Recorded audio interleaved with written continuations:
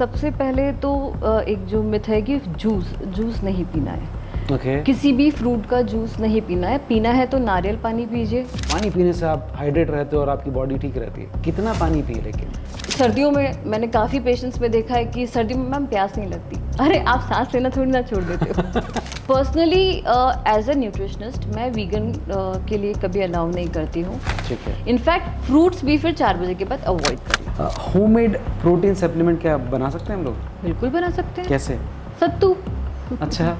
सबसे बढ़िया protein supplement है सत्तू। मैदा क्या रहता है कि आपको डाइजेशन इश्यूज देता ही है। It takes time to digest. तो मैदा इज़ वेरी डेंजरस, तो वो अवॉइड करें। वाइट ब्रेड अवॉइड करें। सो कैंसर के बाद जो बीमारी सबसे ज़्यादा इंडियंस को परेशान करे वो डायबिटीज़ ही मेरे ख्याल से। नहीं, डायबिटीज़ पहले आएगा।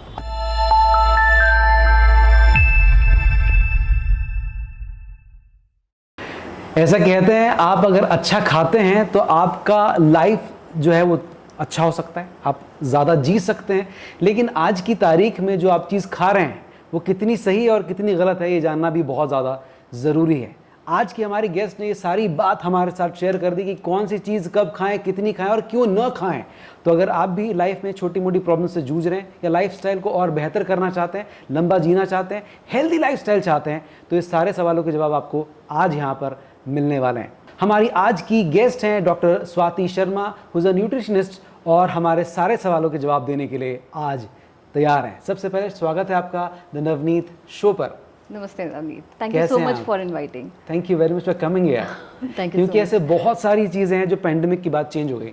लोगों को लगता था कि वो बड़े हेल्दी हैं, सब कुछ ठीक है, लेकिन बाद में समझ में आया कि नहीं यार, गड़बड़ है बहुत सारी। तो ये पॉडकास्ट मेरे ख्याल से पूरी फैमिली के लिए बहुत इंपॉर्टेंट होने वाला है। For every individual. Every individual. सबसे पहले हम यहीं से शुरू करते हैं कि हम लोग कहा जाता है कि फ्रूट्स खूब खाओ, जूस खूब पियो तो आप स्वस्थ रहोगे। लेकिन फ्रूट ज़्यादा खाना ठीक है या जूस खाना पीना ठीक है? सबसे पहले तो एक जो मिथ है कि जूस नहीं पीना है। किसी भी फ्रूट का जूस नहीं पीना है। पीना है तो नारियल पानी पीजिए। आप एक नारियल पानी रोज़ पीजिए। ऐसी जो गर्मी है उसमें 2 भी ले सकते हैं, क्योंकि सोडियम की कमी होती है बॉडी से, स्वेटिंग हैवी होता है। ठीक है। और फ्रूट्स खाइए, जितना हो सके फ्रूट्स खाइए। अब क्या होता है कि कौन से फ्रूट्स खाने हैं, तो कोशिश करें कि विटामिन सी रिच, क्योंकि पैंडेमिक के टाइम पे भी हम सबसे ज़्यादा क्या खा रहे थे? लिमसी। तो लिमसी मतलब विटामिन सी। तो विटामिन सी रिच फ्रूट्स खाइए। सीजनल फ्रूट्स पे फोकस कीजिए। अब गर्मी का मौसम है तो सबका फेवरेट आम आ गया है, तो आम भी खाइए। आम को फलों का राजा बोला है तो किसी ना किसी रीजन से बोला, टेस्ट तो है ही, लेकिन आम को लिमिट में खाइए। आम रस के रूप में, मैंगो शेक के रूप में, स्मूदी के रूप में, या जूस बना के नहीं। तो fruit juice no, strictly no, but fruits yes. Like banana is very good, go for banana. एक से 2 केले रोज खाइए। डायबिटिक पेशेंट्स भी खा सकते हैं ऐसे फल, यस। बनाना भी खा सकते हैं, वो आम भी खा सकते हैं, पर उसका एक प्रोटोकॉल होता है। तो वो चीज़ें फिर थोड़ा प्रोलॉन्ग समझानी पड़ती है कि आप ऐसे क्योंकि अगर मैं किसी डायबिटिक पेशेंट को बोलूँगी और उसका फेवरेट आम है, तो वो आम खाएगा, फिर शुगर बढ़ाएगा और बोलेगा मैडम आपने ही तो कहा था। तो यस, तो उसका हर चीज़ का एक लिमिटेशन होता है कि आप एक स्मॉल आम खा सकते हैं या फिर आप उसका 2 से 3 फाक खा सकते हैं। लेकिन खट्टे फल यानी पाइनएप्पल, एप्पल, आपका ऑरेंज, अमरूद, ये सारे जो फ्रूट्स हैं ये आप जितनी अच्छे से खा सकते हैं। आप 2 भी खाएं, 3 भी खाएं, कोई प्रॉब्लम नहीं है। तो सिर्फ डायबिटिक पेशेंट के लिए थोड़ा सा साइड फैक्टर रहता है, छोटा सा रिस्ट्रिक्शन रहता है। ऐसा नहीं कि वो नहीं खा सकते, डायबिटिक पेशेंट सब खा सकते हैं, पर एक लिमिटेशन है। उसके लिए they need to meet the right person, to the expertise, ताकि उनके सारे फेड्स हो जाए। बिकॉज जब आपको, सिंपल सी बात है, जब किसी बच्चे को भी कोई चीज़ मना करते हैं हम खाने को, तो वो उसी चीज़ पे फोकस करेगा। लाइक अगर आप मुझे बोलेंगे आप यहाँ मत जाओ, तो मैं वहीं जाऊंगी।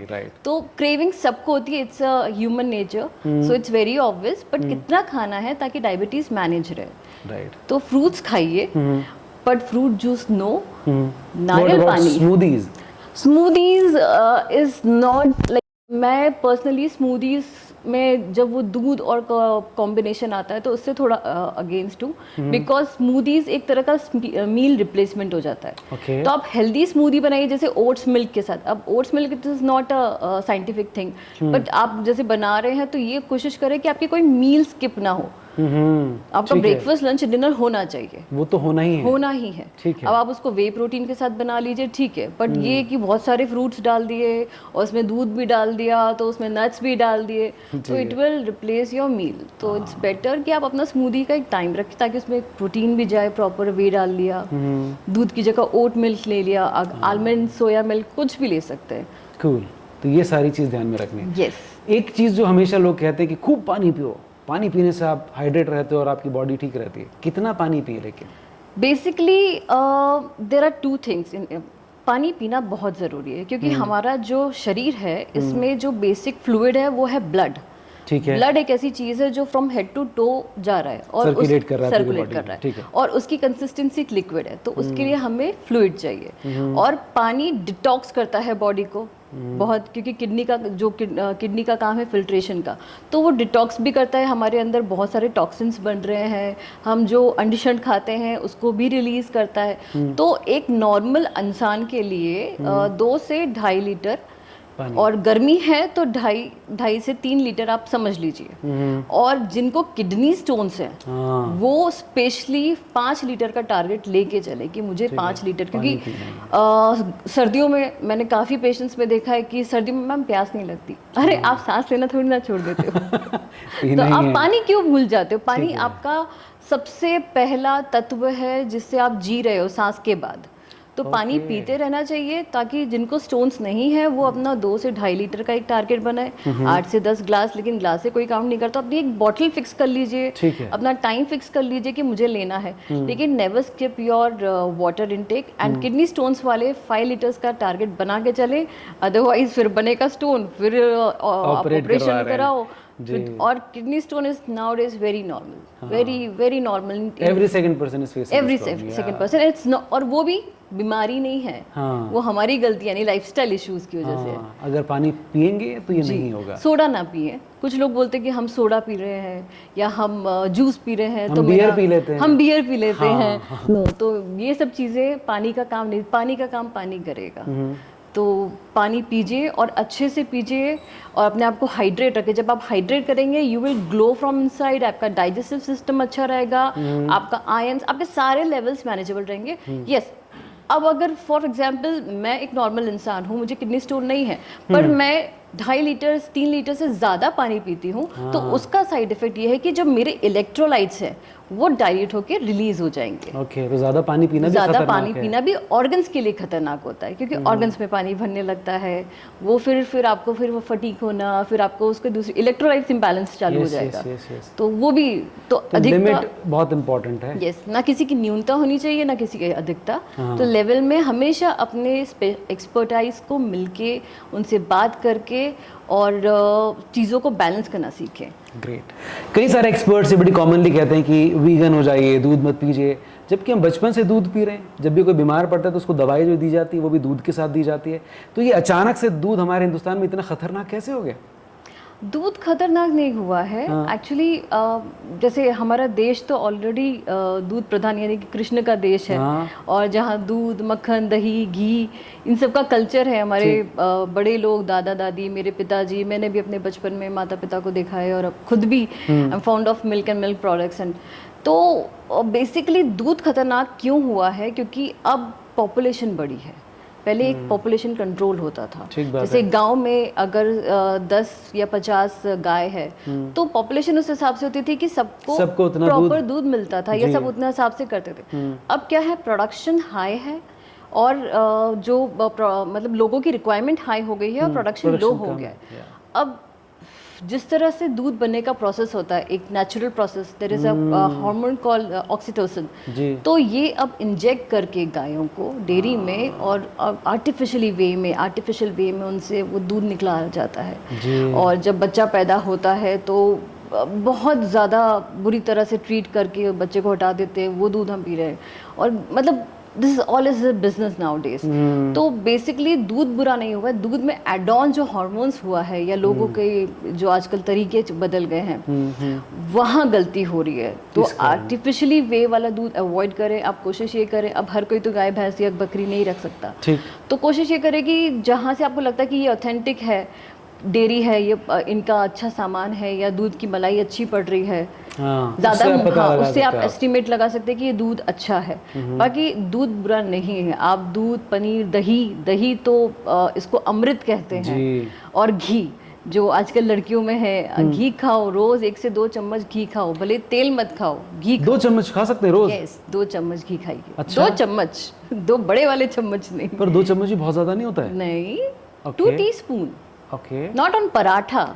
पर लोग अगर आप कहते हैं कि जो घी वाली रोटी होती है या पराठा जो होते हैं घी वाले, वो डेंजर होते हैं। कच्चे कोरे में नहीं, आप कच्चे कोरे खाएंगे जैसे घी पे लपेट लपेट, जैसे जब हमारा बचपन था तब की बात बहुत अलग होती, तब इतना एडल्ट्रेशन नहीं था। हम आई थिंक हमारे बचपन में हमने वो समय निकाला है कि शक्कर, पराठा, रोटी कुछ नहीं मिलता था तो घी नमक रोटी करके खाते थे, ये खाते थे। आज वो उतना ओरिजिनल नहीं है, हम खुद भी टेस्ट में वो चीज़ें देखते हैं।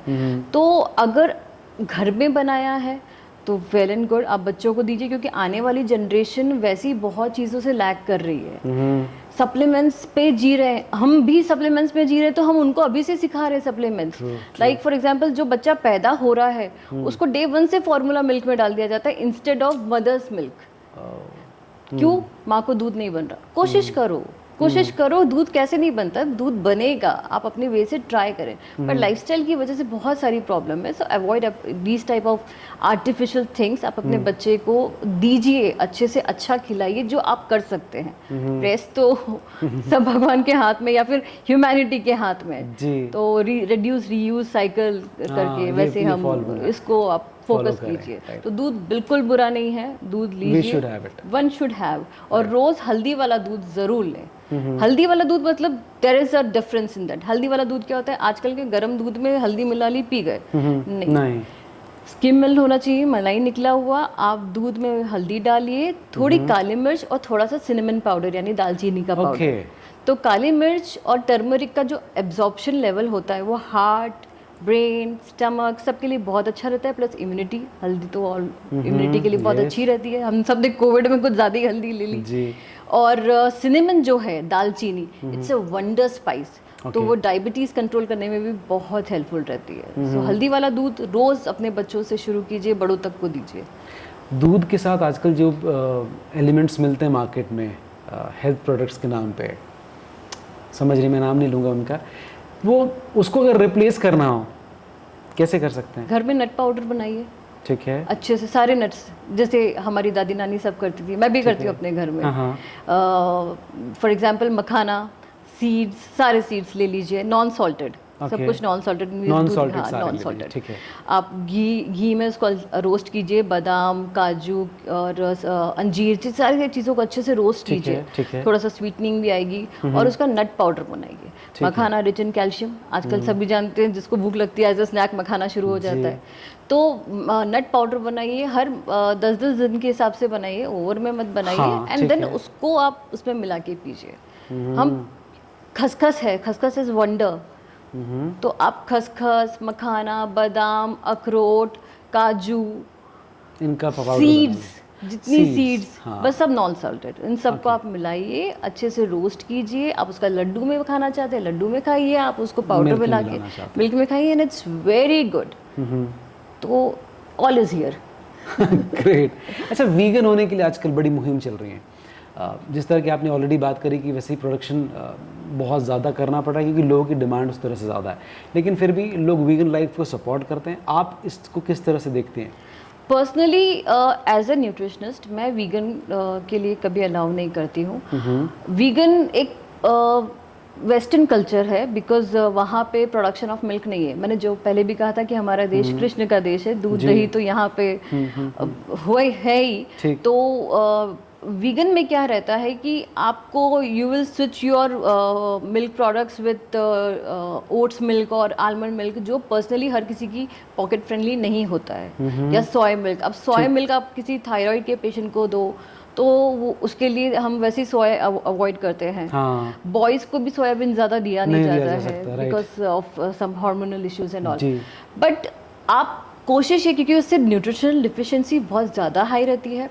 यूएस की एक बहुत बड़ी ब्लॉगर थी, वो वीगन थी, एंड सालों तक उन्होंने वीगन अपनाया। Recently she died at the age of 35 और 40 something just because of being vegan, because आप वीगन में स्टार्व हो रहे होते हो। ओके। आप स्टार्व हो रहे होते हो। बहुत सारे सेलिब्रिटीज भी हमने अपनाया, लेकिन सच ये है कि कहीं ना कहीं घर जाके वो चिकन निपटा रहे या फिर कुछ ना कुछ, क्योंकि जो आदमी सोशली दिखता है वो नहीं है वो इंटरनली। हाँ, सोशल मीडिया पर कुछ और दिखाता है, होता कुछ और है। अंदर से सब अलग है। Everyone has a to face and to dietary plan. जीना है तो अच्छा खाना है। राइट, जीना है तो अच्छा खाना, ये बड़ी अच्छी बात की आपने। सो इंटरमिटेंट फास्टिंग एक बड़ा कॉमनली चलने वाला एक वर्ड है, इसको करने का सही तरीका क्या है? बेसिकली इंटरमीडिएट फास्टिंग के जो इट्स अ फास्टिंग कल्चर, ये भी मैं वेस्टर्न कल्चर का ही बोलूँगी। तो अभी चूँकि लाइफस्टाइल ऐसी हो गई कि काफ़ी लोग बिजी रहते हैं, उनको वॉक करने का टाइम भी नहीं रहता, लेकिन ये इट्स एन एक्सक्यूज़। हम हर कोई एटलीस्ट 30 मिनट्स तो वॉक कर ही सकते हैं। तो आप वॉक करें। अगर इंटरमीडिएट फास्टिंग कर रहे हैं तो इसके 2 विंडोज़ होते हैं, एक होता है 12 आवर्स का और एक होता है 16 आवर्स का। ठीक है। तो इनिशियली आप अगर इंटरमिटेंट फास्टिंग करते हैं तो 1 हफ्ते से ज़्यादा मत कीजिए। ओके। अगर आपने 12 आवर्स का विंडो लिया है तो जब भी आप अपनी विंडो को खोल रहे हैं, या 16:8 वाला जो विंडो है, तो जैसे ही आपने अपनी विंडो ओपन करी है, जब आपको 8 घंटे मिल रहे हैं खाने के, तो अपना प्रोटीन लीजिए। उस पूरे टाइम पे सिर्फ प्रोटीन लेना है। ठीक है। तो ताकि जो सेल डैमेज हो रहे हैं या भूखे रहने की वजह से स्टार्व हुए हो, तो प्रोटीन उसको फुल करे। अब आप वेजिटेरियंस हो चाहे नॉन वेजिटेरियन, आप अपने हिसाब से प्रोटीन का इंटेक बढ़ाएं, लेकिन 1 हफ्ते से ज़्यादा नहीं। जैसे लोग महीनों महीनों फास्टिंग में जाते हैं, this leads to severe malnutrition. Severe उनको रहते रहते हेडेक होता है, फिर उनको लगता है कि यार मुझे सर्वाइकल हो गया है, या वर्क के स्ट्रेस की वजह से होता है। और जब हम भूखे होते हैं या स्टार्व्ड होते हैं, तब हम ज़्यादा चिड़चिड़े हो जाते हैं, फिर मूड स्विंग्स होते हैं। Then we go to doctor कि भैया मुझे तो ये हो रहा है। बट बेसिक रीज़न क्या था? Intermittent fasting. बॉडी को उतना कैलोरीज नहीं मिला जितनी उसकी रिक्वायरमेंट है। बिकॉज आप और मैं बैठे हैं, हम बातें कर रहे हैं, बट हमारी body from head to toe काम कर रही है। हम सोते भी हैं तो भी हमारी बॉडी हेड टू टो काम कर रही है। Liver, internal organs all are working. भले आंख बंद है, हाथ पैर बंद है, लेकिन इंटरनली भी आर वर्किंग। तो बेसिक कैलोरीज तो देनी, आप उसको भी कट कर देंगे, it may leads to severe mood swings and all. तो फिर ऑटोफेजी किस तरह से काम करता है? ऑटोफेजी हर इंसान की बॉडी में काम करता है। इसमें क्या रहता है? ऑटोफेजी, इस वर्ड को समझिए। ऑटो मतलब सेल्फ, फेजी मतलब खाना, मतलब सेल्फ को खाना। तो सेल्स जो होते हैं हमारी बॉडी में, there are some autophagy cells जो सेल्स को खाते हैं, उनका काम ही वही है। ठीक है। तो उसमें क्या रहता है कि वो good cells, bad cells, unhealthy tissues, toxins, उन सबको खाते हैं। ठीक है। आगे जाके क्या रहता है कि जैसे कभी किसी को कैंसर होता है, तो ऑटोफेजी कैंसर में ये हो जाएगा कि जो सेल्स ऑफ कैंसर सेल्स होते हैं, because they are multiplying continuously, तो वो यहाँ बढ़ जाते हैं।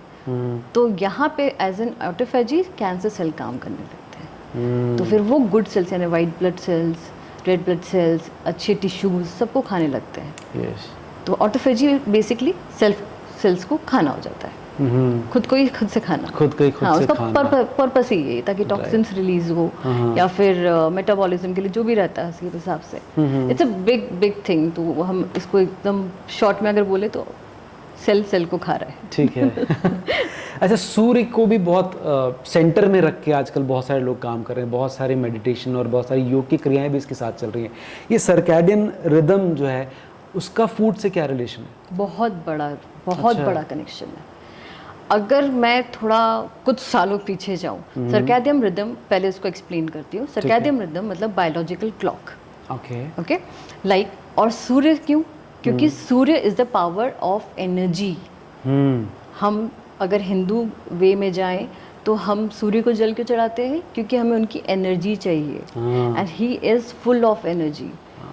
तो हम बायोलॉजिकल क्लॉक में क्या रहता है कि स्लीप एंड वेकअप साइकिल के हिसाब से आप अगर बोलते हैं ना पेरेंट्स की बेटा जल्दी सो, जल्दी सोने जाओ, जल्दी उठो, early to bed early to rise make person healthy wealthy and wise. क्यों बोला गया था? बिकॉज जितनी जल्दी सोएंगे उतनी जल्दी उठेंगे। ब्रह्म मुहूर्त में उठिए, सूर्य को जल चढ़ाइए, उस हिसाब से आपका मेटाबॉलिज्म काम करने लगता है, आपकी बॉडी हेल्दी रहती है, you are full of energy.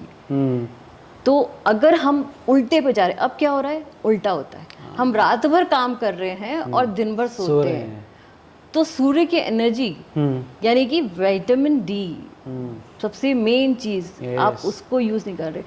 आज अगर हम पूरे वर्ल्ड में ये रेशियो लेने जाए, every single person is vitamin D deficient, every single. Yes yes true. वो कहीं ना कहीं बेस, क्योंकि हम उतना सूर्य नहीं ले रहे हैं। तो भले आप 4 बजे मत उठिए, आप 6 बजे उठिए, अपने बायोलॉजिकल क्लॉक को उस हिसाब से सेट करिए, सर्काडियन रिदम के हिसाब से जाइए।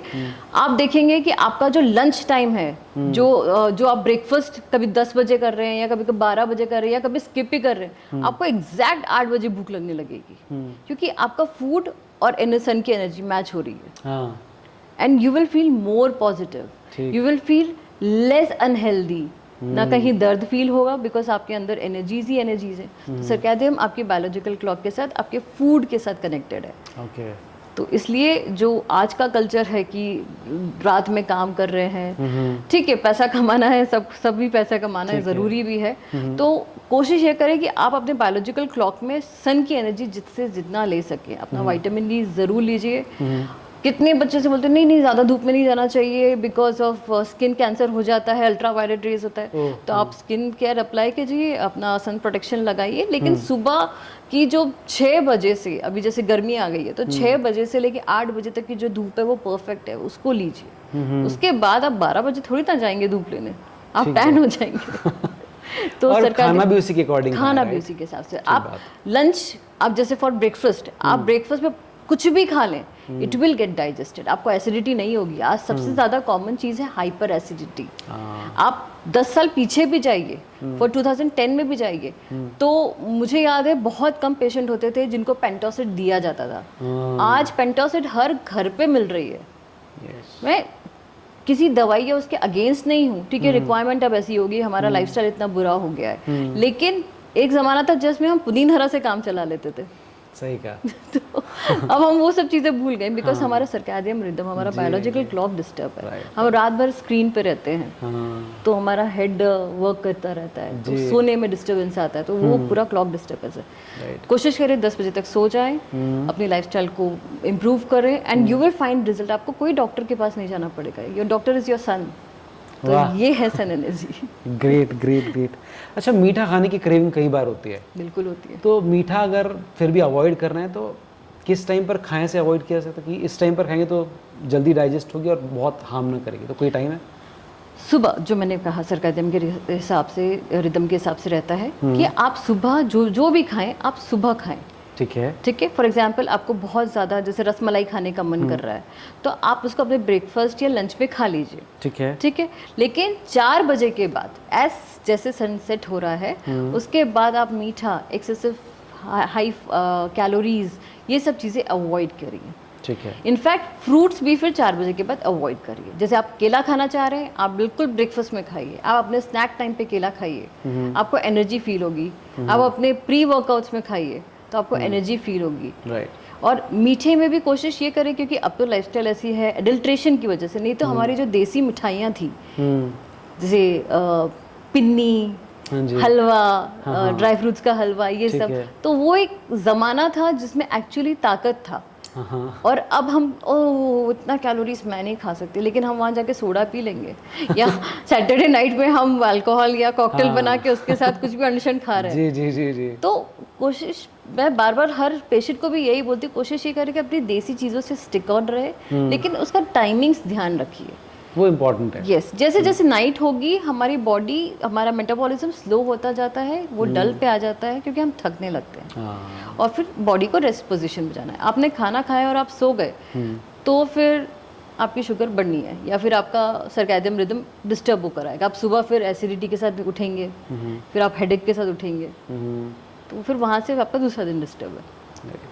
तो अगर आपसे पूछा जाए कि मिठाई में कौन सी मिठाई न खाई जाए या कौन सा मीठा अवॉइड किया जाए? मीठा मतलब प्रोसेस शुगर, आप जो आजकल शक्कर एकदम पॉइजनस रहती है, क्योंकि उसमें एक तो सल्फर भी रहता है और सिर्फ कैलोरीज है और आपकी शक्कर ही बढ़ाएगी और अननेसेसरी क्रेविंग्स बढ़ाती है। ठीक है, तो कोई भी मिठाई फिर तो नहीं खाना चाहिए, ज़्यादा नहीं खाना मिठाई वाले के पास जो मिठाइयाँ हैं वो अवॉइड करें, ठीक है। लेकिन नट्स वाली मिठाई खाएं, जैसे आप ड्राई फ्रूट्स की मिठाई खा सकते हैं, डेट्स की खा सकते हैं। बहुत ज़्यादा इच्छा कर रहा है तो घर पे खीर बनाइए, जो हमारे घर में ट्रेडिशनल खीर बनती थी जिसमें हम नट्स वट्स डालते हैं, या हलवा बनाएं, ड्राई फ्रूट्स का हलवा बनाएं, तो बच्चों को वो दीजिए। या फिर आप डेट्स बाइट्स बना सकते हैं। आजकल कोरोना में हर चीज़ बनती है सबके घर में, ये सभी समझ ने में बना आ ली गया, है right, हाँ। तो it's not a big task कि ये हम नहीं बना सकते। तो अपने घर पे आप कोशिश करें कि बनाएं। और जब अगर कुछ ज़्यादा क्रेविंग हो रही है तो जैसे आप अब नहीं बना सकते तो आप छेने के रसगुल्ले खा लें। Rasmalai is also very good, it's good. हाँ, और वैसे भी अभी रिसेंटली रसमलाई को टॉप 3 में प्लेसमेंट मिली है टेस्ट ऑफ फूड में, तो इंडिया की तरफ से रसमलाई को पोजीशन खाया जा सकती है जी। तो ये सारी जो ट्रेडिशनल मिठाइयाँ हैं वो उन पे फोकस करें, पर जो हाई शुगर वाली बालूशाही हो गई या फिर आप अपना देखें तो इमरती हो गई, जलेबी हो गई, ये सब चीज़ों को अवॉइड करें। यस, अगर आप अच्छा वर्कआउट करते हैं या आप कुछ अपने आप को बैलेंस रखते हैं, आपके सारे प्रोफाइल्स अच्छे हैं, तो अपने आप को चीट देने के नाम पे, बिकॉज हमारा बचपन इनसे रिलेटेड है और सबको जलेबी पसंद और हम तो इंदौर में तो पोहा जलेबी तो बनता है। जलेबी एग्जैक्टली, जबकि इंदौर में पोहे में भी शुगर डालते हैं जी। आई हैव सीन, ऐसे डालते हैं शुगर like ऐसे डालते हैं, तो वो जो टेस्ट है वो शुगर का है। हर किसी को शुगर पसंद है। पर शुगर भी क्या रिप्लेस किया जा सकता है किसी भी चीज़ से? बिल्कुल किया जा सकता है। हर चीज़ में अपना खुद का शुगर होता है। जैसे फ्रूट्स में फ्रुक्टोज होता है, दूध में लैक्टोज होता है। तो ये जो ओज वर्ड है, दिस इज शुगर ओनली। ठीक है। तो आप नेचुरल वे में जाएं, आप डेट्स खाएं, आप किशमिश खाएं, आप कोशिश करें कि शुगर को रिप्लेस आर्टिफिशियल स्वीटनर से ना करें, अदरवाइज फिर बॉडी में वही आर्टिफिशियल चीज़ें जाएंगी। ठीक है। और फिर आपको उसकी आदत पड़ जाएगी। लाइक स्टीविया लोग बोलते रहते हैं, अगर आपको फ्रेश लीव्स मिल रही है तो आप फोकस करें, केमिकल प्रोसेस पे ना जाए। ठीक है। नथिंग केमिकल, तो that will be cancer causing again. And there are some, like I can't take the names on this platform. There are some sweeteners, they have some ऐसी कुछ चीज़ें हैं उनमें जिससे कैंसर होता है। हाँ, ये तो रिसेंटली बहुत सारी न्यूज़ और स्टडीज़ में भी आया है। एक स्टडी लेकिन ये भी कहती है कि आपको चाय पीना अवॉइड करना चाहिए, और अगर पीना भी है तो खाने के 1 घंटे पहले और बाद में पिए, अदरवाइज आपके आयरन को जो है बॉडी में नहीं जाएगा। Very true. कैफीन, चाय में कैफीन होता है और कैफीन आयन एब्जॉर्प्शन के लिए हर्डल होता है। तो खाने से पहले तो चाय पीना ही नहीं है और खाने के बाद भी चाय नहीं पीनी है। उसका एक टाइम ज़रूर कर लें। जैसे अगर आप मॉर्निंग में चाय पीते हैं तो वो हम सब जानते हैं कि चाय के साथ कुछ लेना चाहिए। अब आप नट्स ले लें तो सबसे बढ़िया, बिस्किट अवॉइड करें, अदरवाइज हम तो बिस्किट के साथ ही बचपन से वो पार्ले जी वाले। आपका, मैं वही बोल रही हूँ, जो हमने बचपन जिया है वो फिर भी बहुत अच्छा था। फिजिकल एक्सरसाइज भी ज़्यादा थी उस टाइम पर बच्चों की। हम मोबाइल गेम्स भी नहीं लगे होते थे। मोबाइल गेम्स नहीं होते थे। हमारे पास गार्डन होते थे, कुछ नहीं होता तो छत पे जाके खेलते थे। हमने सितोलिया खेला है, हमने लंगड़ी खेली है। लेकिन आज के बच्चे ये नहीं जानते क्योंकि उनके पास जगह भी नहीं है और दूसरे पास सिबलिंग्स भी नहीं है। ये भी एक बहुत बड़ा रीज़न है। घर में वो बच्चा क्या करे, तो टीवी देखेगा या फिर कुछ और करेगा। तो हम उसको या तो एड ऑन किसी प्रोसेस में लगाएं कि कोई क्लासेस तो वो ज़रूर जाए। 1 घंटा फिजिकल एक्सरसाइज हर किसी के लिए, फ्रॉम किड टू एडल्ट 1 घंटा एक्सरसाइज होना ज़रूरी है। एंगेज रहे ताकि बॉडी उतनी एक्टिव रहे, एंड प्रोटीन पे फोकस करे। तो जो पार्ले जी का टाइम था उसको थोड़ा सा अवॉइड करें, बिकॉज नट्स ऐड करें। नट्स ऐड कीजिए। नट्स के साथ अगर आप चाय लेते हैं, कम दूध वाला सबसे बढ़िया है, या ब्लैक टी या black coffee with a pinch of lemon, cinnamon, perfect. But Indians हैं तो दूध वाली चाय चाहिए तो उसका कुछ नहीं हो सकता। बट ठीक है, आप कोशिश करें कि जितना हो सके एक वाइट शुगर अवॉइड करें। That is dangerous. जो maida, white sugar, this is actually dangerous. Maida पर आएगा मेरा नेक्स्ट क्वेश्चन था। ब्रेड को लेकर भी बहुत सारी बात होती हैं। हाँ, कि ना खाया जाए, क्यों ना खाया जाए? बेसिकली वही, मैं जो नॉर्मल ब्रेड बनती आई है वो एक तो प्रोसीजर हम सब जानते हैं। पहले के टाइम पे तो ठीक है, वो एक भैया आते थे, टन ब्रेड बेचते थे। ठीक है, मैदा है तो थोड़ी सी स्वीट लगती है तो हम लोगों ने खाया, तो हमारा टाइम था वो। लेकिन अब क्या हुआ है कि ब्रेड में चूँकि मैदा और मैदा क्या रहता है कि आपको डाइजेशन इश्यूज देता ही है, okay. It takes time to digest. तो मैदा इज़ वेरी डेंजरस, तो वो अवॉइड करें। वाइट ब्रेड अवॉइड करें। Brown bread is nothing, it's a combination of white bread only with sugars and all. ठीक है। कोशिश करें मल्टीग्रेन ब्रेड, वो फिर भी ली जा सकती वो ली जा सकती है। और जब भी ब्रेड भी लें तो एक ऑथेंटिक जगह से लें, नॉर्मल किसी भी जनरल स्टोर से नहीं, किसी ऑथेंटिक बेकरी से। There are some very good bakeries in Indore, तो वी ऑल नो कौन सी बेकरीज है तो जहाँ पे फ्री बहुत प्रमोशन नहीं authentic- करेंगे हम। यस बहुत, मैं आई विश मैं उनका नाम ले सकूं लेकिन बिकॉज उनके पास बहुत अच्छी ब्रेड्स होती है, मल्टीग्रेन है, रागी है, तो उन पे फोकस, मिलेट्स ब्रेड्स हैं तो उन पे फोकस करें, क्योंकि अब लाइफस्टाइल भी चेंज हुआ है, बट वाइट ब्रेड नहीं। सो कैंसर के बाद जो बीमारी सबसे ज़्यादा इंडियंस को परेशान करे वो डायबिटीज़ ही मेरे ख्याल से। नहीं, डायबिटीज़ पहले आएगा। अच्छा, yes, okay. Diabetes is actually a lifestyle disorder, it's not a disease. पहली चीज़ मैं बहुत अच्छे से एक्सप्लेन कर दूं। ठीक है, कि आप शायद it's- सबसे ज़्यादा इसी पर काम कर रहे हैं Yes. जी। डायबिटीज़ अगर हम 30 साल पहले जाएं तो 100 में 2 को डायबिटीज़ होती थी, और अब 100 में 2 हैं जिनको डायबिटीज़ नहीं होती है। Oh my God. जी, और डायबिटीज़ को अगर छोटी और अगर मैं एक लेमन लैंग्वेज में बोलूँ तो it's a mother of all disease. Like जैसे माँ बच्चे को जन्म देती है, तो डायबिटीज़ दूसरी बीमारियों को जन्म देती है, फ्रॉम हेड टू टो। वो चाहे स्किन की प्रॉब्लम हो, वो चाहे कैंसर हो। तो डायबिटीज़ एक ज़रिया बन जाती है कि कैंसर के सेल डिवाइड हो रहे हैं, इसलिए जब भी कैंसर का पेशेंट होता है उसको सबसे पहले देखते हैं कि डायबिटीज़ तो नहीं है, हाँ, तो सबसे पहले डायबिटीज़ ही रहेगा। Oh my God. लेकिन ऐसे में जब बात आती है कि क्या डायबिटीज़ को रिवर्स किया जा सकता है, पॉसिबल है? बिल्कुल है। इस चीज़ में मैं थोड़ा सा टाइम लूँगी, बिकॉज डायबिटीज़ में 3 फैक्टर्स होते हैं। ठीक है। There are 3 types of diabetes, ये right. बहुत इंपॉर्टेंटली इस बारे में लोग बात नहीं करते। टाइप 1 जो बच्चों को होते हैं, जिसको जुवेनाइल डायबिटीज़ होती है, this is non curable, okay. This is for life time. ये बच्चे को, एक दिन के बच्चे से लेके 18 साल तक के बच्चे को रहती है, और इसमें लाइफ टाइम उसको इंसुलिन लेना है विद देयर एवरी मील। तो वो सब एंडोक्राइनोलॉजिस्ट और डाइटिशियंस डिसाइड करते हैं कि कितना क्या देना, उसकी एक अलग कैलकुलेशन चलती है। और दूसरा है टाइप 2 जो लाइफस्टाइल की वजह से होती है, जो बहुत कॉमन हम हर किसी में देख रहे हैं। This is curable, this is curable and this is reversible, 101% reversible.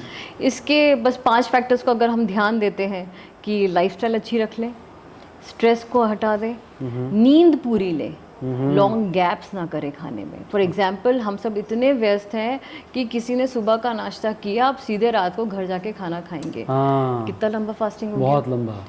और उसकी वजह से body this is not a car जिसमें हमने 1000-1500 का लीटर डाल दिया और बस चला रहे हैं जी। दिस बॉडी नीड्स, जो मैंने बोला था कि मेटाबॉलिज्म के लिए हर थोड़ी थोड़ी मील लेनी है, तो हमें 3 मेजर मील और 3 स्मॉल मील्स तो लेनी ही है, और उसमें प्रोटीन का लेवल हाई रखना है। एंड अनदर फैक्टर जो मैंने बोला था कि एक्सरसाइजेस, सब कुछ किया, एक्सरसाइज नहीं करी तो पूरी तरह से व्यर्थ है। ठीक है। और स्ट्रेस तो पार्ट बन गया हर किसी के लिए। लाइक एक स्कूल गोइंग बच्चा भी स्ट्रेस में रहता है कि अरे मम्मी ये स्कूल से आना है, फिर वहाँ जाना है, फिर ये करना है। तो प्रॉपर अपने स्ट्रेस का मैनेजमेंट सीखे, तो आप अगर एक्सरसाइज करते हैं तो स्ट्रेस मैनेज हो जाएगा। और स्लीप अच्छी लेते हैं, लाइक प्रॉपर 7 to 8 आवर्स की स्लीप लेते हैं, तो भी, क्योंकि जब हम सोते होते हैं हमारी बॉडी रिजुविनेशन मोड में होती है। तो ये 5 फैक्टर्स को अगर हम ध्यान रखते हैं तो हम इजीली रिवर्स कर सकते हैं। अगर आपको डायबिटीज़ हो गई है तो सर ना पटके, आप अपने आप में देखें कि मैं इन फैक्टर्स को कहाँ सॉल्व कर सकता हूँ, या फिर आपकी हेल्थ आपके हाथ में है, या तो आप अपने आप को दवाइयों पे ले जाएं। और अगर दवाई चालू हो जाती है तो डरे नहीं कि डरने की जरूरत हाँ, डरने की ज़रूरत नहीं है। आप प्रॉपर चीज़ों पे फोकस करें, लाइफस्टाइल मैनेजमेंट करें, अपने एंडोक्राइनोलॉजिस्ट से मिले, अपनी डाइटिशियन से मिले, और उसमें कैसे क्योंकि there is a word called HbA1c। ठीक है। फॉर एग्जाम्पल, मैंने आज रात में ना 4-5 1 किलो जलेबी खा ली, तो हो सकता है कल मेरा जो शुगर है थोड़ा सा फास्टिंग हायर साइड में आए। तो अब मैं डायबिटिक हूँ या नहीं हूँ ये मैं कैसे पता करूंगी? तो इसके लिए मुझे HbA1c टेस्ट करवाना टेस्ट होता है। Yes, it's a test, it's a major important test जो हम करवाते हैं। इसके साथ और भी टेस्ट रहते हैं, लेकिन HbA1c जो नॉर्मल लोगों का 5 प्री डायबिटिक्स का 6 से 7 के बीच में रहेगा, ठीक और है। डायबिटिक्स का 7 के ऊपर रहेगा। ऊपर 7 जाएगा। मतलब 150 ओके। की 150 आपकी चल रही है शुगर। हाँ, तो ये फास्टिंग में होता है टेस्ट। तो इसीलिए प्री डायबिटिक, अगर आप प्री डायबिटिक भी हैं तो आप डायबिटीज के गेट पे खड़े हैं। फॉर एग्जाम्पल, अब गेट पर ही आपको हाँ, यहाँ जाना है कि यहाँ जाना है, वो आप वो डिसाइड आप करेंगे। डिसाइड करें। तो ये आपके लाइफस्टाइल पे है। तो type 2 is 100% reversible, it's totally on your lifestyle. ठीक है। Another third major thing is GDM, जिसको जेस्टेशनल डायबिटीज कहते हैं, जो प्रेगनेंसी में होती है और आजकल बहुत ज़्यादा हो रही है because of late pregnancies. Okay. Womens are obviously शादी देर से करते हाँ, हैं, तो career बच्चे- oriented होती career हैं बहुत सारी orientation है। चीज़ें, yes। तो उसमें फिर हम दूसरी मेडिसिन लेते हैं, हार्मोन्स लेते हैं, तो स्ट्रेस होता है कि बच्चा ठीक है कि नहीं है, या मैं क्या खाऊं, मैं क्या नहीं खाऊं, या किसी ने बोल दिया बेटा ये खा लो, नहीं नहीं ये नहीं खाना है, मुझे तो सोना है। आपके बहुत सारे फीचर्स रहते हैं। एंड अल्कोहल स्मोकिंग के भी इफेक्ट पड़ता होगा इसमें बिल्कुल बहुत? पड़ता है, बिल्कुल पड़ता है। अगर आप alcoholic, smoking is nothing, it's just आप अपने डेथ को इनविटेशन दे रहे हैं। स्मोकिंग से कुछ नहीं मिलना है। अल्कोहल फिर भी आप 30 to 60 ml ले सकते हैं। विमेन से अवॉइड करें बिकॉज ये सिर्फ बाहरी कल्चर है। और अगर आप लेते भी हैं स्ट्रेस को रिलीज करने का, तो कोशिश करें कि एक्सरसाइजेस करें। हाँ just alcohol is not for show off. आजकल सिर्फ हम शो ऑफ के लिए लेते हैं। हाँ हाँ। तो आप लेते हैं तो ठीक है, वुमेन्स वोदका लीजिए, नॉट फॉर हैवी, या कॉकटेल मत बनाइए और उसको फिर आदत में मत डालिए, इससे कुछ नहीं मिलने वाला है। अब you are spoiling yourself, Right. You are spoiling the place where you are living. Yes. So this is diabetes right. And it is 101। Type 2 is 101% reversible. GDM में बस जैसे प्रेगनेंसी कवर हो जाती है तो माँ ठीक हो जाती है, लेकिन वापस जैसे जेस्टेशनल में अगर माँ ने आगे लाइफस्टाइल में ध्यान नहीं दिया तो फिर उनको वापस से डायबिटीज टाइप 2 में आएगी।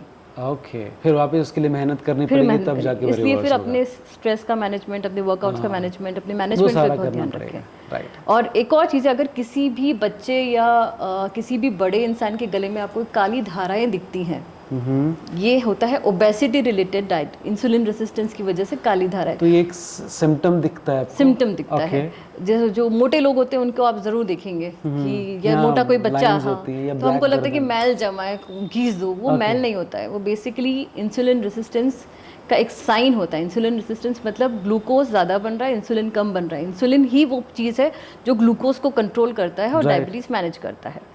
तो इस काली धाराओं को, क्योंकि कले का है साइन, सबसे पहला आप इंटरनल बॉडी तो देखेंगे नहीं, उसको कहते हैं एकेंथोसिस नाइग्रिकेंस। ओके।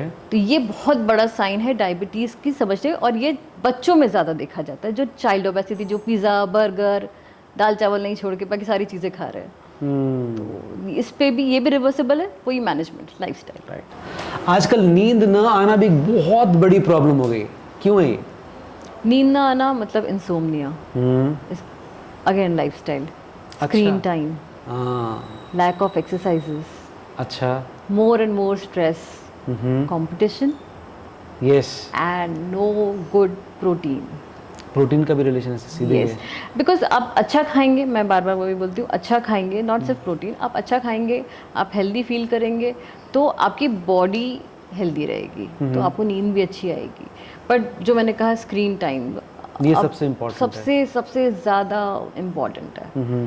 आप जितना ज़्यादा आप फ़ोन पे या अपने टीवी पे या अपने लैपटॉप को देंगे, आपकी हेड मतलब आपका ब्रेन उतना एक्टिव हो जाएगा। एंड इसलिए कहते हैं कि सोने से पहले फ़ोन ना देखें। जिसने भी रात में फ़ोन देखा, उसकी आगे की 3-4 घंटे की नींद गई, खराब है। Because your brain will be in the working stage and blue light की वजह से वो उतना एक्टिव हो जाता है। बच्चों को भी मना करते हैं, आंखों के लिए भी डेंजरस है। अब चूंकि आंखों से ही कनेक्टेड है तो ब्रेन वर्किंग हुआ, Right. तो नींद डिस्टर्ब होनी ही है।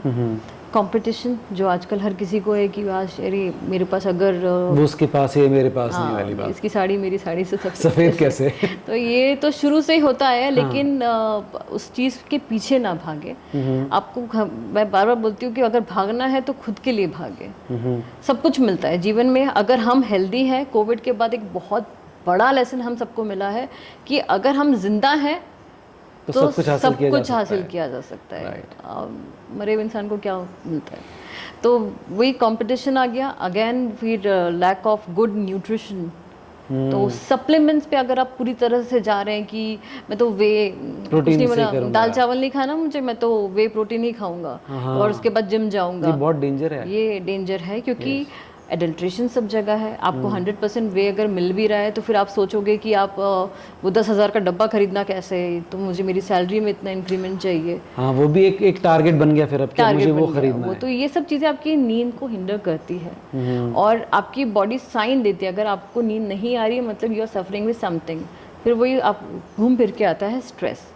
अगर आपको सप्लीमेंट्स लेना ही है तो go for organic good supplements जो एक अच्छी कंपनीज जैसे इंदौर में ब्लिस करके है, ब्लिस वेलनेस, मैंने उनके प्रोडक्ट्स देखे हैं, दे आर 100% ऑर्गेनिक। तो there is nothing marketing kind of, लेकिन प्रोडक्ट्स अच्छे यूज़ करें। किसी सेलिब्रिटी ने बोल दिया कि फलाना चीज़ें अच्छी हैं, जैसे अभी जैसे अभी हमारे देश में एक बूम आया था एक पर्टिकुलर ब्रांड को लेके, जिसको देखो वो उस ब्रांड के पीछे पड़ा था और अभी रिसेंटली वो ब्रांड फेल हो गया।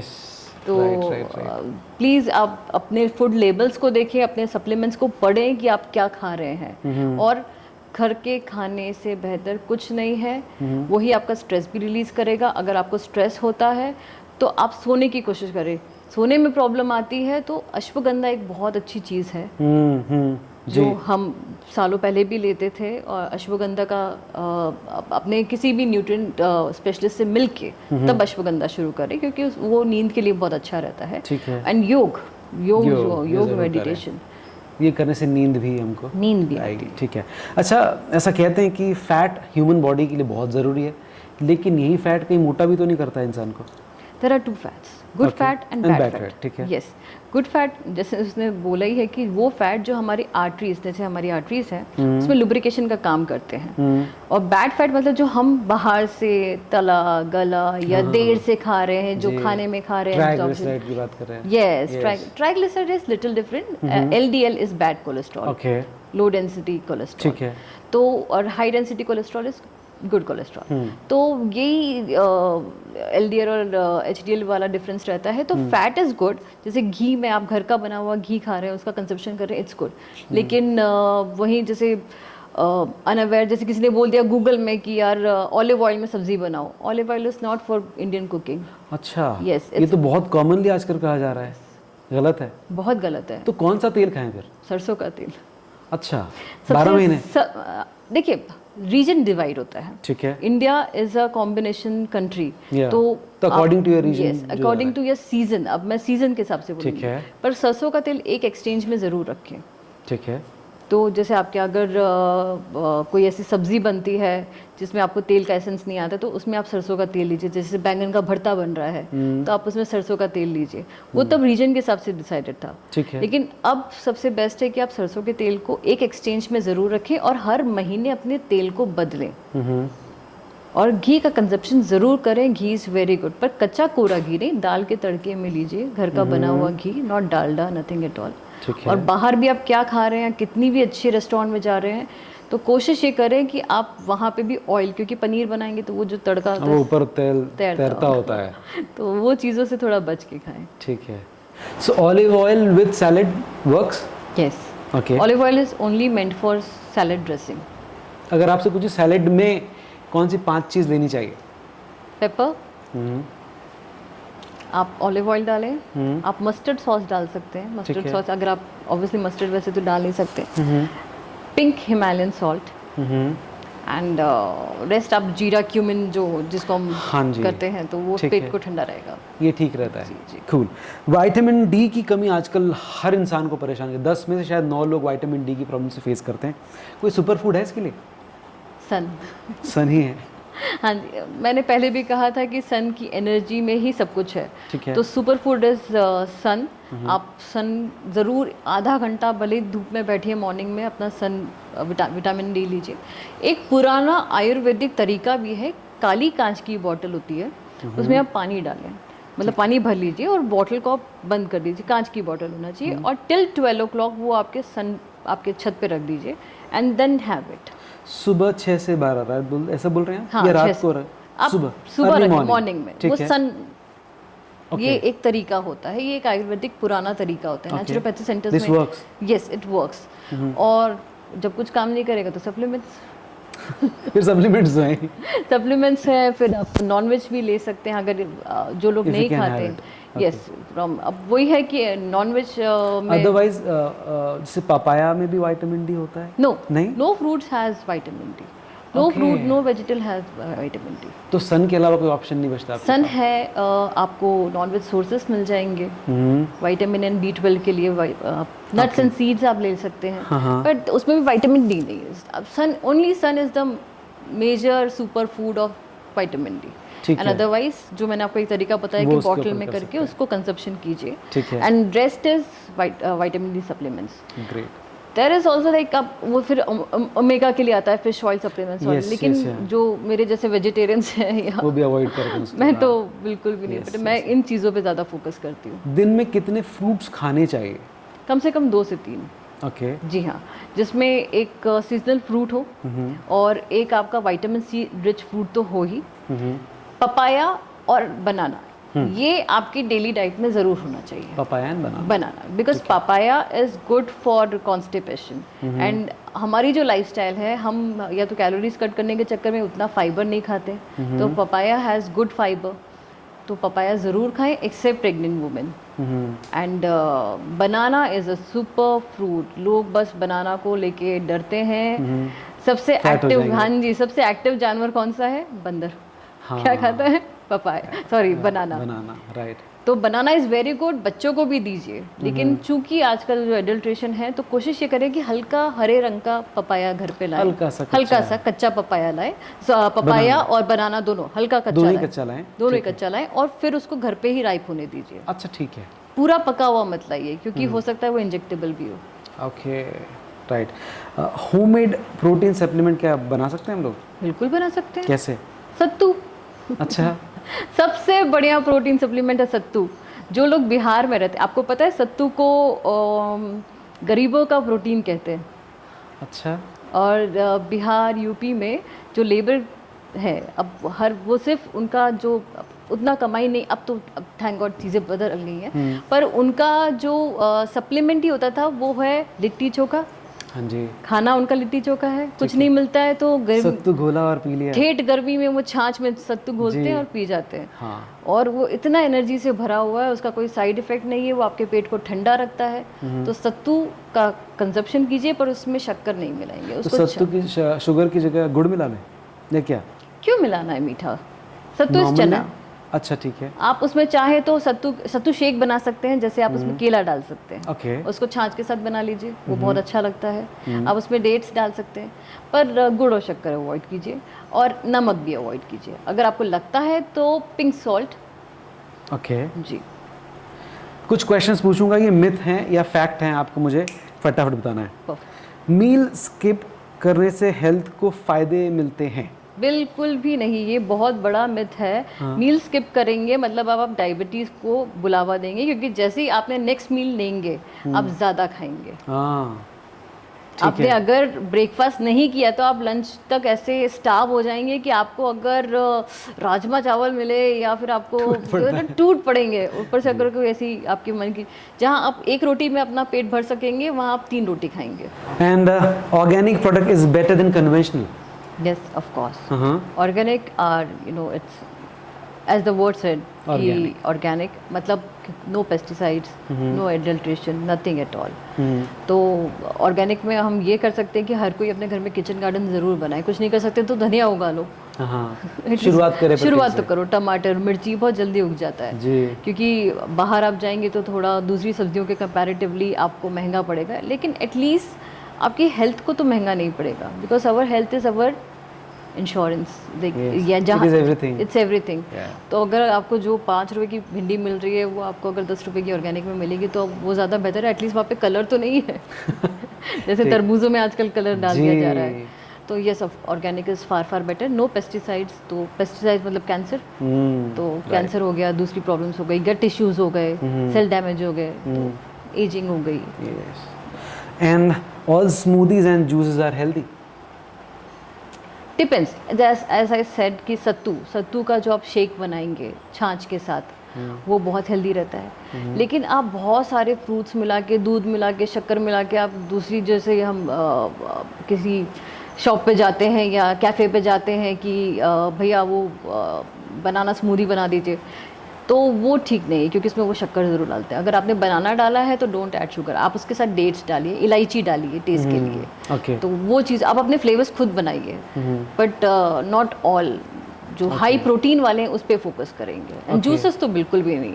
जूसेस में अगर आपको लेना है तो आप सब्जियों का रस लीजिए, लेकिन वो सब्जियां आपके घर की होनी चाहिए, जैसे लौकी हो गई, क्योंकि बाहर की लौकी में पेस्टिसाइड हो सकता है, बाहर की लौकी में इंजेक्शंस हो सकते हैं। तो फिर आप बोलेंगे कि मैडम ने कहा था लौकी का ले। तो घर की लौकी इज़ वेरी गुड। लौकी का जूस सबसे बढ़िया तो है ब्लड प्रेशर के लिए, वेट कंट्रोल के लिए, हार्ट के लिए, लेकिन वो है कि घर की लौकी हो तो सबसे बढ़िया है। लौकी, टमाटर, करेला इज़ वेरी गुड। सब जानते हैं करेला डायबिटीज़ के लिए बहुत अच्छा रहता है। तो स्मॉल 30 ml के आसपास आप करेले का शॉट बनाएं, जो जिनको डायबिटीज़ है वो एम्प्टी स्टमक लें, पर 30 ml, बिकॉज अगर ज़्यादा लिया तो फिर लूज मोशन चालू हो जाएंगे और फिर शुगर एकदम लो हो जाएगा। Fat makes you fat? No, no, carbohydrates make you fat.